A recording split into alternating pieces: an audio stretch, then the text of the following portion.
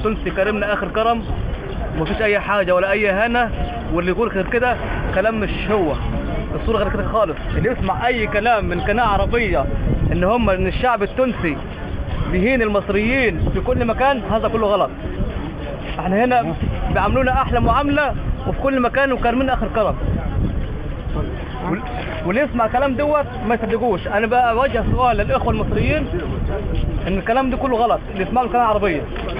الشعب التونسي هنا كرمنا اخر كرم ومفيش اي حاجه خالص، ومضيفنا وكل حاجه واحتياجاتنا ولازمنا كلها مقابله في مكان. واوجه سؤال تاني برضه، اي واحد مصري ينزل في المطار ويتكلم ويقول الشعب الليبي كذا كذا، ده كله غلط، ما يتكلمش.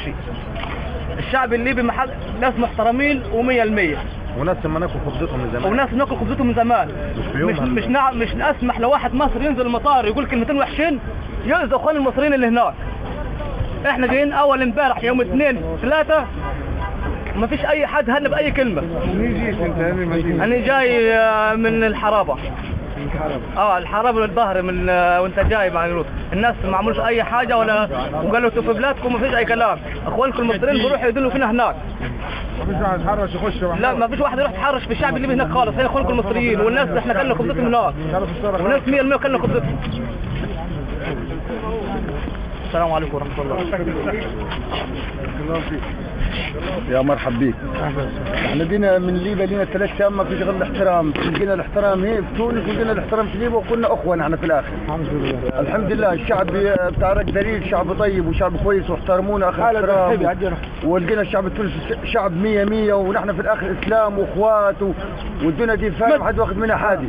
وان شاء الله نحن الشعوب مع بعض المدى الحياه، نحن كنا الشعوب مع بعض يد واحد. ان شاء الله الشعوب هي اللي حتوحد العالم. ان شاء الله العرب مع بعض. ان شاء الله نحن كنا واحد، وربنا يخلينا الشعب التونسي. المشاكل اللي في والطلب وحده عربيه، كلنا وحده عربيه ان شاء الله، وينفع العرب في كل مكان. المشاكل اللي في طرابلس كلها مش زي اللي الاعلام ما بيمثلها. الشعب الليبي كويس وطرابلس هاديه وتمام، لكن كل الخوف الاعمال اللي جايه كلها من المشاكل اللي بتحصل في الليل. ما فيش امن في الليل خالص، وما فيش حد بيحمي حاجه. العمله اللي نزلت مش نظريه عمله، احنا ما بندورش على عمله. احنا قاعدين في ليبيا بناكل ونشرب منها بقالنا 10 سنين، لكن المشاكل اللي بتحصل كلها كله ما فيش امن بالليل. كله خاف من كده، كله اخوات. الشعب العربيه كلها الاكل كان ياكلوه وحده عربيه، كل وحده عربيه ان شاء الله. الاكل هم اللي كانوا ياكلوه الطعام كان ياكلوه كلنا ناكل وحده عربيه موحده منه. والله بارك الله فيهم. وحده عربيه موحده ان شاء الله. يا تونس وتحيا ليبيا وتحيا الدول العربيه كلها. الشعب التونسي على المعامله اللي هو عملها لنا وشافوا اللي قبلنا فيها. 100 بارك الله فيك.